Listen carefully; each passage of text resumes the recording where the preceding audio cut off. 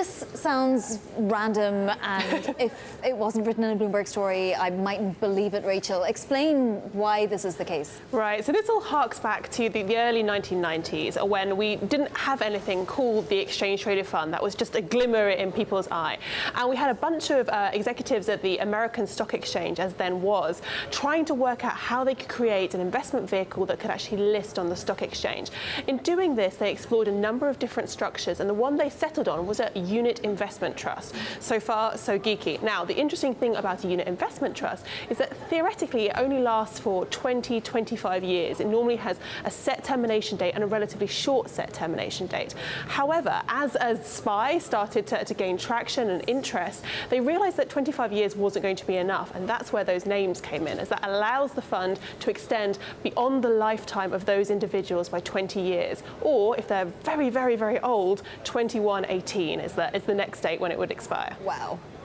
And of course, what made this story so fascinating was that some of those, I think all of those kids had no idea that they were kind of the putative beneficiaries of this trust, if you will. They don't get anything out of it. They were just related to people at the American Stock Exchange. But just walk me through, because they're still relatively young. That's the good news, as you say.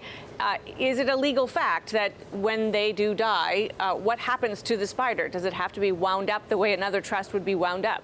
So that's an interesting question, and we reached out to State Street, which currently runs the fund, and also to the New York Stock Exchange, which acquired the American Stock Exchange in 2008, to see what the plans were for when we do get to the point after these 11's deaths or to 2118.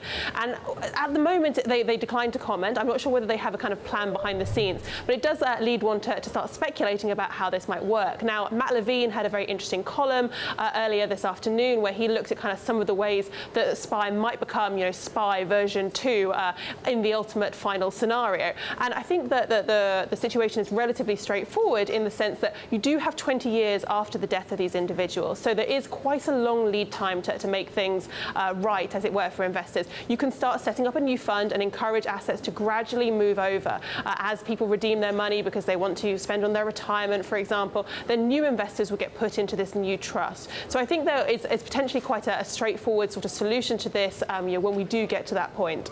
Now, you tracked down these SPY 11, which is fascinating. You spoke to them, and some of them didn't know each other either. Yeah, so I mean, we spoke to 8 out of the 11 people within the SPY documentation. A few of them were related to one another, so they knew, for example, their brother or sister that was also named, or their cousins, but they weren't really aware of their involvement in this documentation. This was the first they'd heard of it. One person understandably asked if we were phishing them, if we were trying to steal their identity. There were some interesting sort of conversations to be had there, trying to explain to them exactly, what an ETF was, what SPY was, and how they were actually involved.